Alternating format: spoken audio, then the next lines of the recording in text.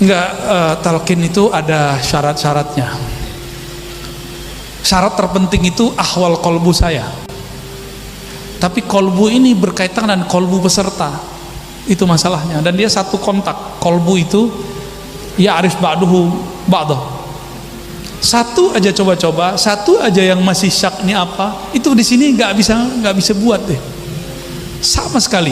Walaupun di depan ini cuma 3 orang 2 orang, tapi di depan saya ada 1 juta, satunya semuanya tasdik. Al arwah junudun munjandanah, akan langsung talqin itu mengalir saja. Itu terjadi di Kalimantan Selatan sama di Jambi. Kemudian kemarin waktu kita buat daurah di Bogor, gitu, itu terjadi begitu aja, ngalir. Karena saya tidak pernah berniat punya banyak murid dan tidak pernah mengobrol talqin, apalagi baiat. Dan sekarang saya menyampaikan kepada kawan-kawan saya yang muda-muda nih, kita muda-muda, masih muda nih ya, masih muda, bahwa baiat itu sebenarnya hanya hak Rasulullah dan wali-wali ghaus. Saya bukan al-ghaus, maka baiat bukan kepada saya. Saya hanya mengambil keberkahan talqin.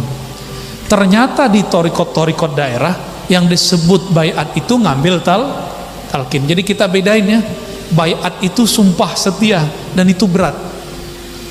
Cukup talqin saja. Nanti kalau ketemu mursyid mana saja ambil talqin, tapi jangan ambil baiat.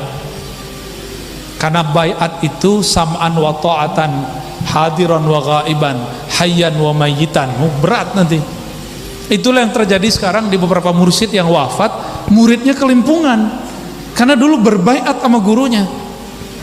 Kalau mursyidnya kasaf kan enak, kalau muridnya kasaf, gurunya kan gak mati, cuma pindah alam. Tapi kalau muridnya gak kasaf, gurunya mati, nangis-nangis di kubur, Mbah Yai. Maka murid yang belum kasaf, belum kamil, dia mesti cari mursyid baru.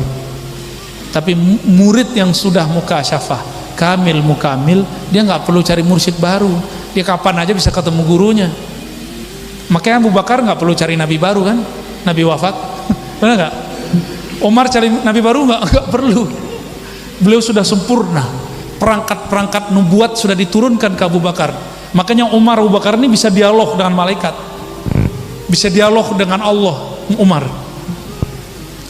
itu sebabnya Umar berani melarang yang tadinya Allah bolehkan di Quran setelah konfirmasi sama Allah. Mau tahu contohnya?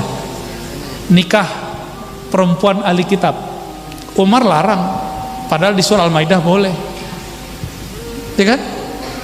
Kalau nikah sama ahli kitab, santri-santri kita gimana ntar? Al-banat ntar gimana?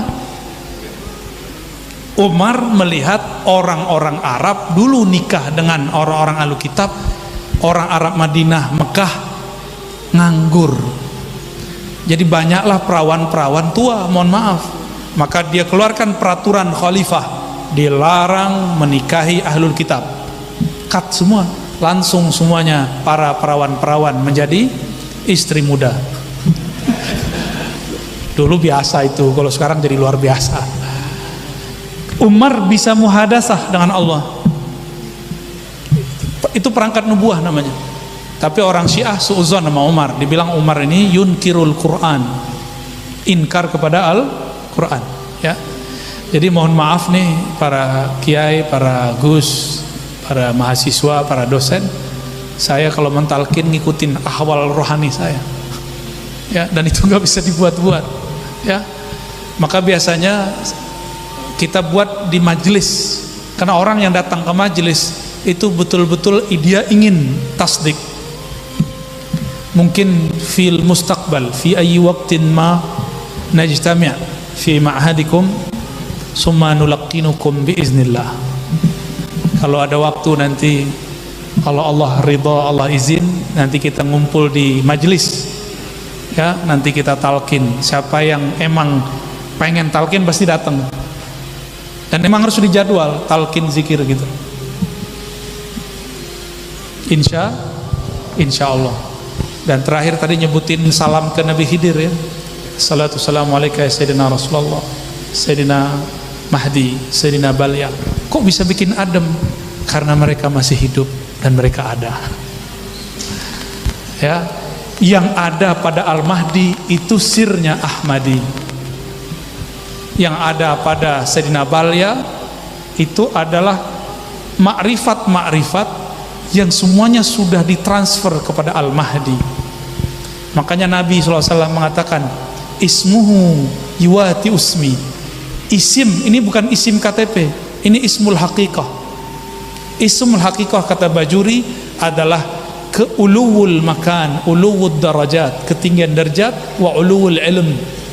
Wal wasam, yani alamat, tanda-tanda Nabi, ketinggian darajah Nabi ada pada dia. Maka Al-Mahdi itu pengalaman ruhani saya, beliau sudah ada, termasuk Dajjalnya sudah ada, barengan ya. Ini terakhir ya, Nabi Musa, sebelum Nabi Musa, Nabi Nuh mengingatkan umatnya supaya hati-hati sama Dajjal. Nabi Ibrahim hati-hati sama Dajjal. Nabi-nabi semuanya mengatakan hati-hati kepada Dajjal.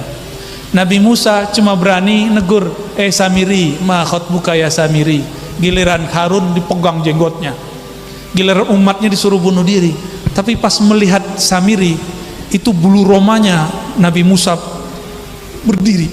Ini bukan orang biasa ini. Ternyata Samiri itu nama kecilnya Musa bin Sam'un. Maka ada dua Musa berhadapan.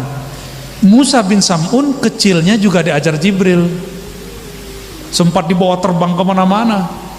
Maka berkalamlah para ulama kita, Musa, ada dua Musa. Musa allamahu Jibril fa asbaha dajjala. Musa allamahu Fir'aun fa asbaha rasula.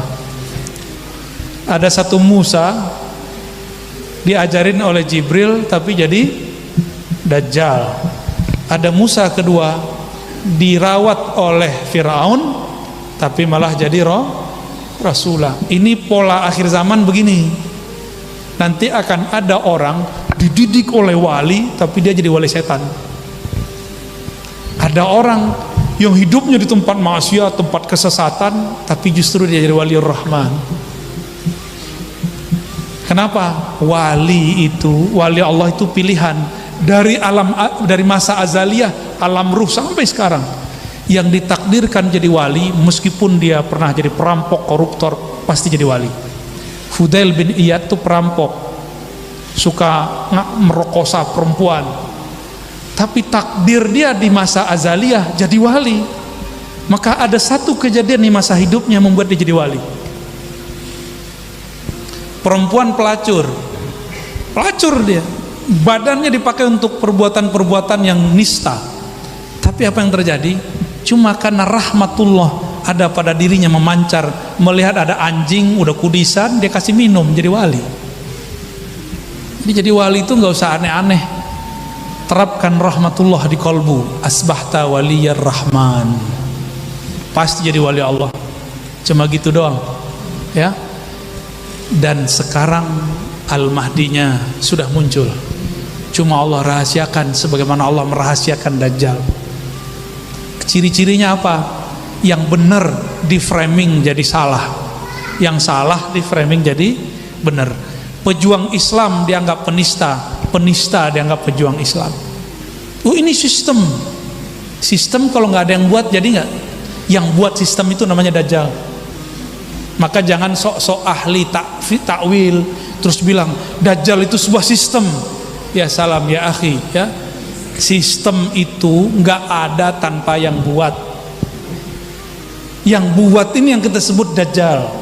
Sistemnya disebut Dajajilah. Nah ini masanya udah ya. Maka saya bangga jadi Ahlus Sunnah. Semoga Ahlus Sunnah kita Ahlus Sunnah yang harokahnya harokah ala minhajin nubuwah. Jadi nanti harokah kita harus minhaj nubuwah. Nubuwah itu lewat khidriyah. Harus jadi sufi. Sufi itu bukan orang-orang yang kemana-mana menunduk, enggak. Sufi itu kolbunya ma Allah wa jismuhu ma'al khalq. Dia boleh yatamatta' bid dunya, lakin la ya'kul dunya fi qalbi. Ya, la yadkhul dunya fi qalbi, enggak masuk dunia ke kalbunya. Boleh menikmati dunia apa aja, tapi jangan sedikit pun mobil masuk, enggak boleh. STNK-nya aja boleh masuk, apalagi mobilnya. Uniknya kalbu, rumah bisa masuk ke dalam kalbu. Hanya itu. Jadi di akhir zaman, ayo nikmati hidup akhir zaman, tapi jangan masukkan kenikmatan ke dalam ini.